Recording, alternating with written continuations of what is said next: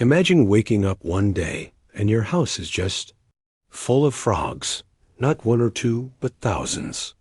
That's exactly what happened to the Egyptians in our story. After Pharaoh refused to let the Israelites go, a second plague was unleashed. Aaron stretched his staff over the waters of Egypt, and suddenly frogs swarmed out of the Nile, the canals, and the ponds. They were everywhere. In their homes, in their beds, even in their ovens and kneading bowls. It was a slimy, croaking nightmare.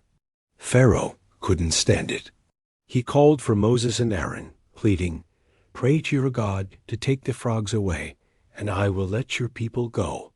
So Moses prayed, and the next day all the frogs died. The Egyptians piled them up in heaps, and the whole land reeked. But guess what?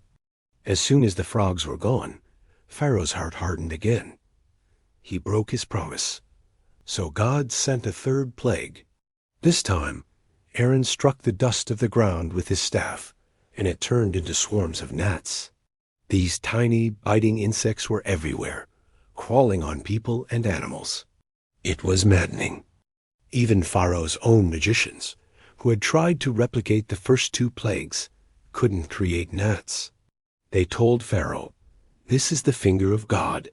But Pharaoh was stubborn. He wouldn't listen. His heart was as hard as stone. Since the gnats didn't change his mind, God sent a fourth plague, thick swarms of flies. But this time, something was different. God made a distinction. The flies swarmed the houses of the Egyptians, filling their homes and ruining the land. But in Goshen, where the Israelites lived, there were no flies. This was a clear sign that God was protecting his people. The plague of flies was so severe, covering everything and making life unbearable, that Pharaoh finally cracked ... or so it seemed. He summoned Moses and Aaron again.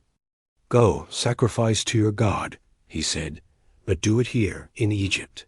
Moses refused. He explained they had to go on a 3-day journey into the wilderness, as God had commanded. Pharaoh reluctantly agreed. "Fine, go, but don't go too far, and pray for me." Moses agreed to pray for the flies to leave, but he warned Pharaoh not to break his promise again.